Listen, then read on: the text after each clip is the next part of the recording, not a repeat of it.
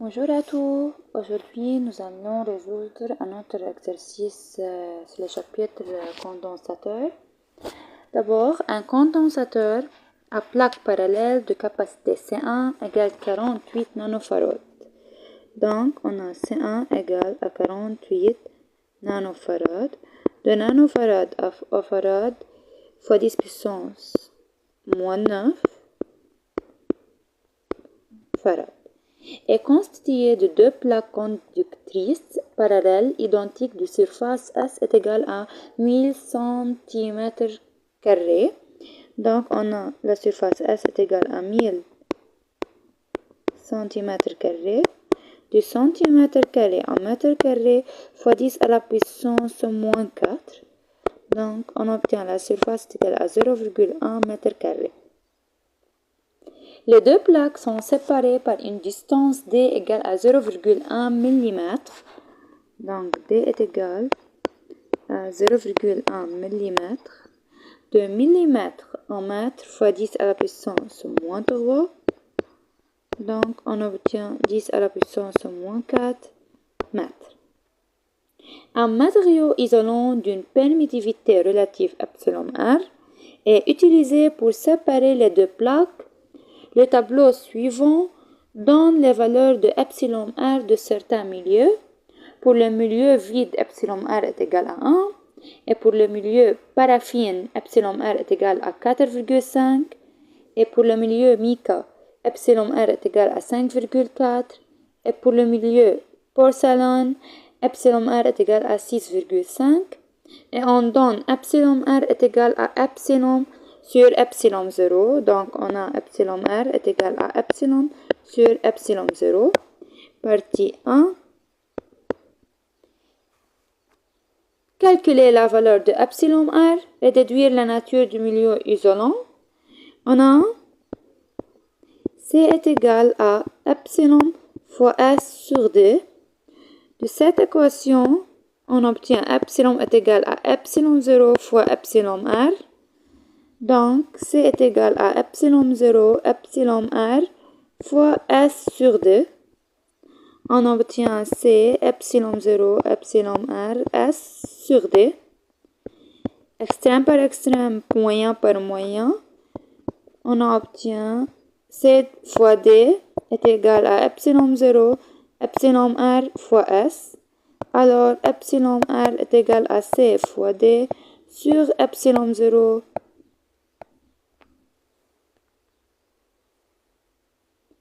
sur epsilon 0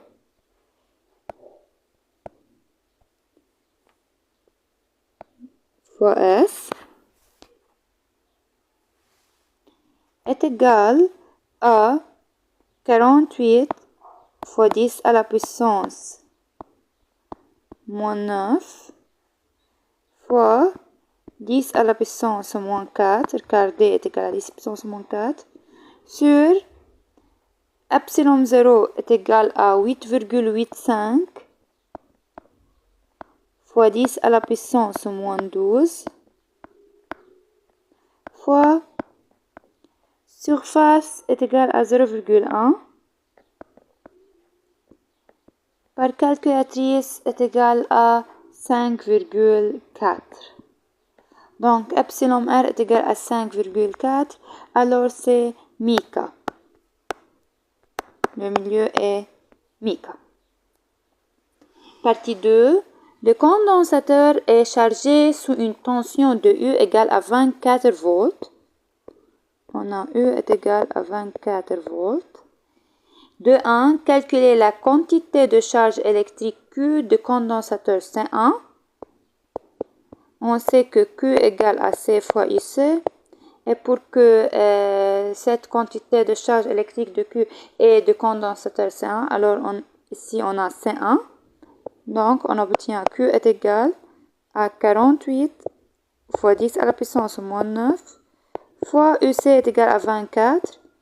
Donc Q, la charge est égale à 1,152 fois 10 à la puissance moins 6 coulombs. Partie 2.2. calculer l'énergie électrique emmagasinée par le condensateur lorsqu'il est complètement chargé. Lorsqu'il est complètement chargé,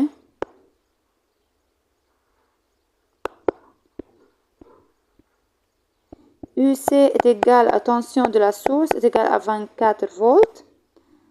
Donc, WE est égal à 1 demi C fois UC au carré est égal à 1 demi fois 48 fois 10 à la puissance moins 9 fois 24 au carré.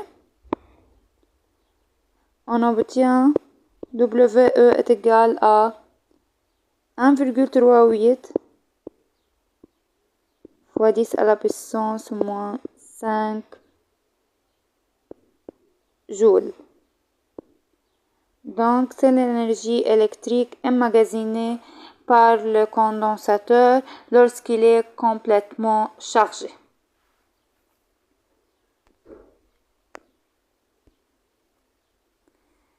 Maintenant, 3.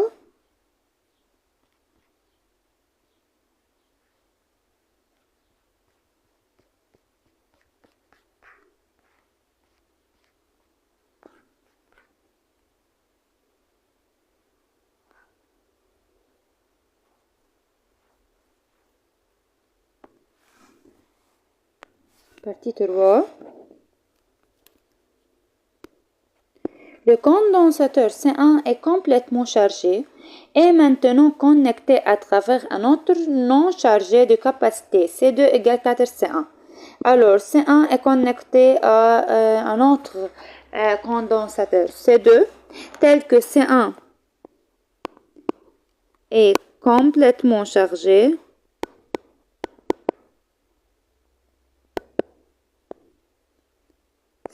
C'est-à-dire une charge Q est égale à 1,152 fois 10 à la puissance moins 6 coulombs.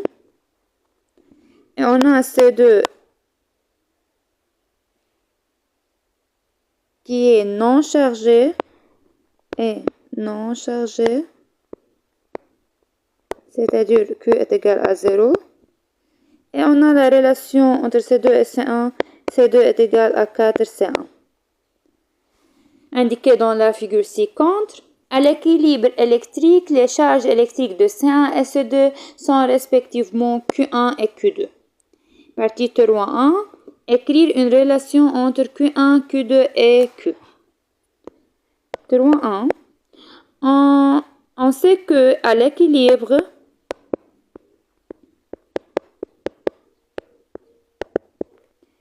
Q avant est égal à Q après.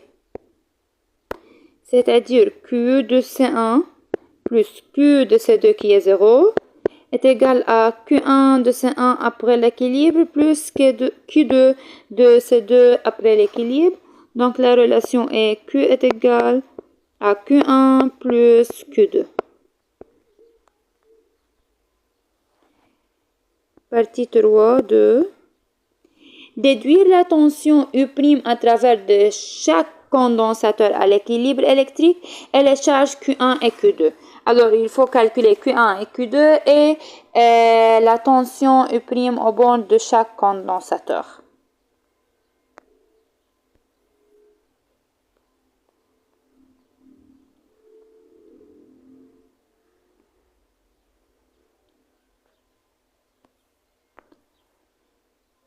Trois, 2. À l'équilibre,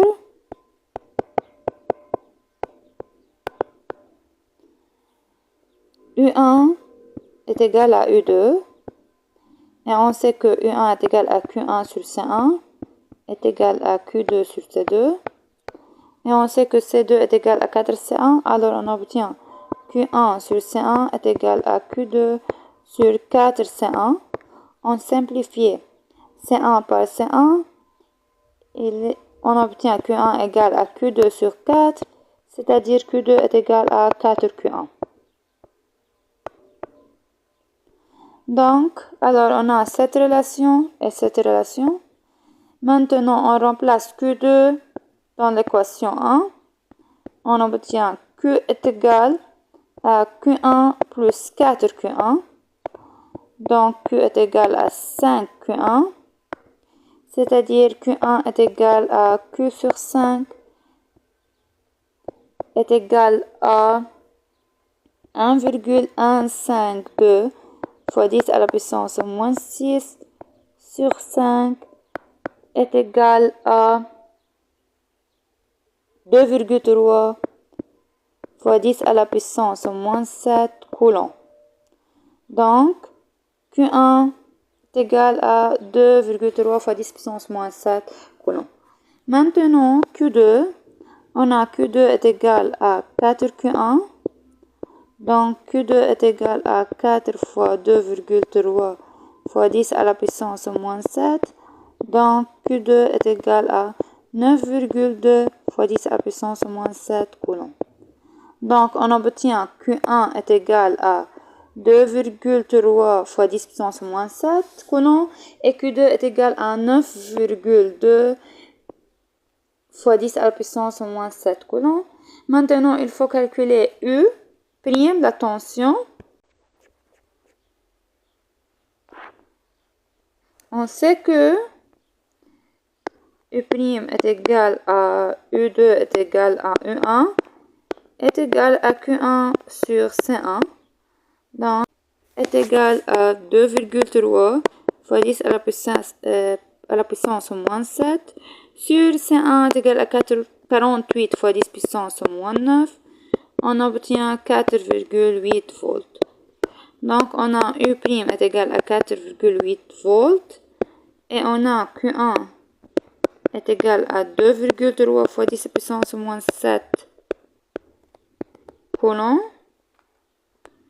Et on a Q2 est égal à 9,2 fois 10 à la puissance moins 7 coulombs.